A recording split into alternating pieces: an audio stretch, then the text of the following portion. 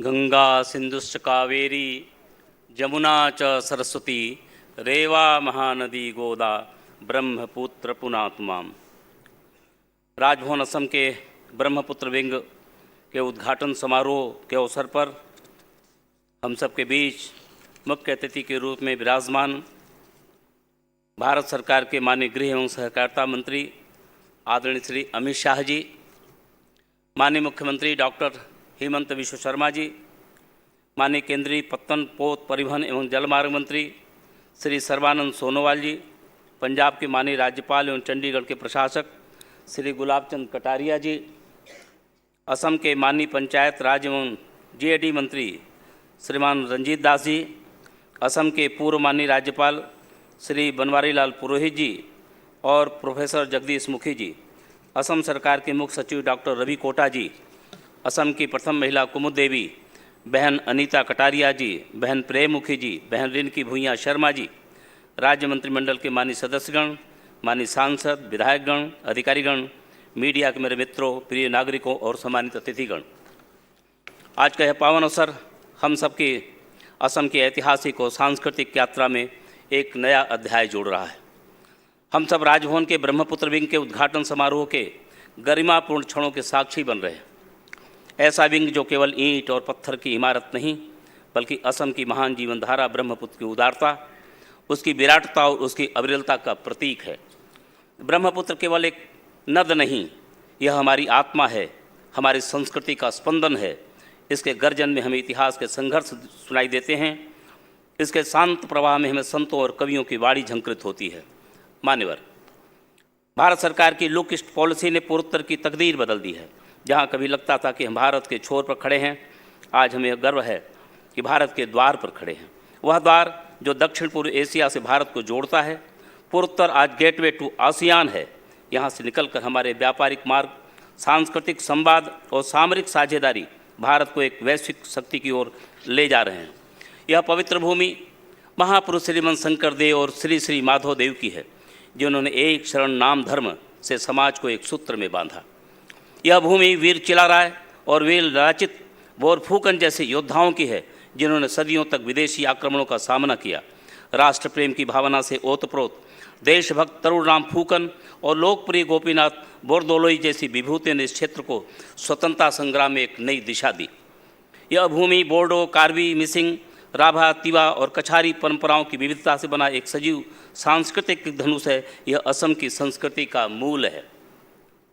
हमारे यशस्वी प्रधानमंत्री आदरणीय श्री नरेंद्र मोदी जी की प्रेरणा और माननीय गृह मंत्री श्री अमित शाह जी के सशक्त मार्गदर्शन में असम आज नई ऊंचाइयों की ओर अग्रसर है।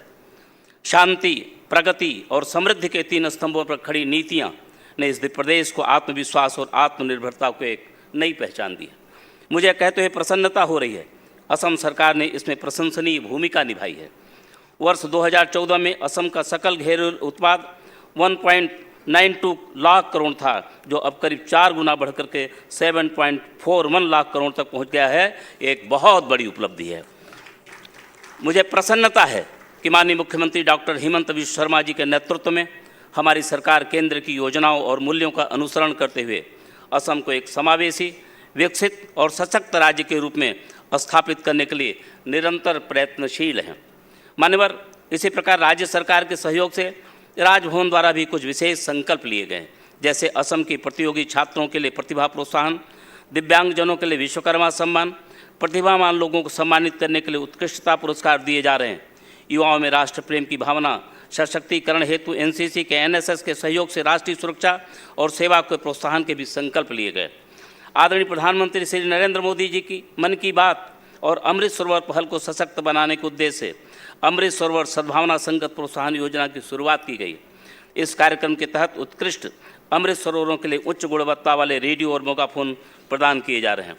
मत्स्य संवर्धन के क्षेत्र में राज्य की पर्याप्त संभावनाओं को देखते हुए राज्य सरकार के सहयोग से राजभवन द्वारा इस दिशा में विशेष पहल की गई। राष्ट्रीय स्तर के मत्स्य वैज्ञानिकों एवं इस क्षेत्र से जुड़े सभी हितधारकों का जून 2025 में एक बृहद सम्मेलन किया गया, जिसमें कई महत्वपूर्ण सुझाव प्राप्त हुए। राज्य सरकार उन पर सक्रियतापूर्वक कार्य कर रही है। माननीय मुख्यमंत्री जी की सलाह पर इसी क्रम में दुग्ध उद्योग के संवर्धन हेतु भी इस क्षेत्र के विशेषज्ञों की एक सम्मेलन प्रस्तावित है। आदरणीय महोदय, आपको अवगत कराते हुए मुझे प्रसन्नता हो रही है कि राष्ट्रीय शिक्षा नीति 2020 के प्रभावी क्रियान्वयन की दिशा में भी महत्वपूर्ण कदम उठाए गए। अभी 2 दिन पूर्व ही विश्वविद्यालयों के कुलपति गणों की बैठक में एक महत्वपूर्ण निर्णय लिए गए, कई महत्वपूर्ण निर्णय लिए गए। हमारा असम देश का ऐसा पहला राज्य होगा जहां राष्ट्रीय शिक्षा नीति की भावना के अनुरूप विद्यार्थियों को पाठ्यक्रम के 20% विषय वस्तु को समाज से जुड़े मुद्दों पर अनुभवी केंद्रित शिक्षण पद्धति द्वारा पढ़ाया जाएगा। भारत सरकार ने असम में IIM की स्थापना का निर्णय लेकर राज्य और पूर्वोत्तर क्षेत्र के लिए एक नया अध्याय खोला है। यह केवल एक शैक्षणिक संस्थान की स्थापना नहीं, यह क्षेत्र की सामाजिक, आर्थिक और सांस्कृतिक जीवन पर गहरा प्रभाव डालने वाली पहल है। आदरणीय गृह मंत्री जी, हमारी असम सरकार ने न केवल आर्थिक औद्योगिक पहल की है बल्कि सांस्कृतिक और सामाजिक एकीकरण पर भी बल दिया है।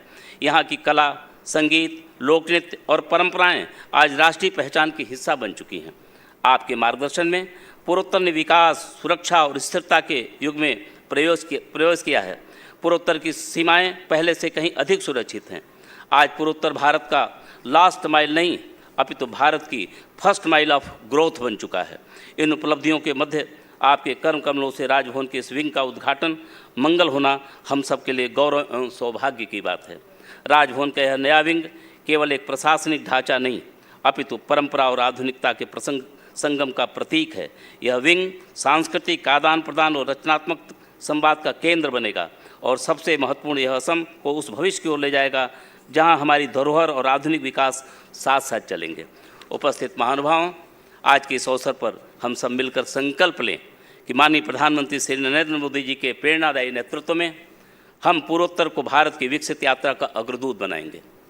हम अपनी विरासत और संस्कृति को सहेजते हुए आधुनिक प्रगति के साथ आगे बढ़ेंगे। हम ब्रह्मपुत्र की तरह अविरल, निर्भीक और उदार बनकर नए भारत के निर्माण में अपना योगदान देंगे।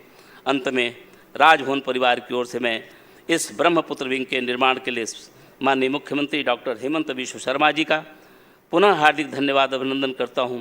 इस अवसर पर मैं लोक निर्माण विभाग, श्रमिक बंधुओं सहित सभी सहयोगों को धन्यवाद देते हुए अपनी वाणी को यहीं विराम देता हूं।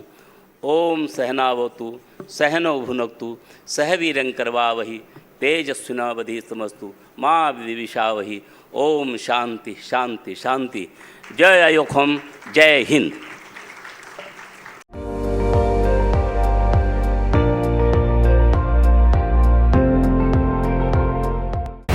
আপুনি চাই আছে ND24 সৰ্বশ্ৰেষ্ঠ নহয় সৰ্বোত্তমৰ দৌৰ।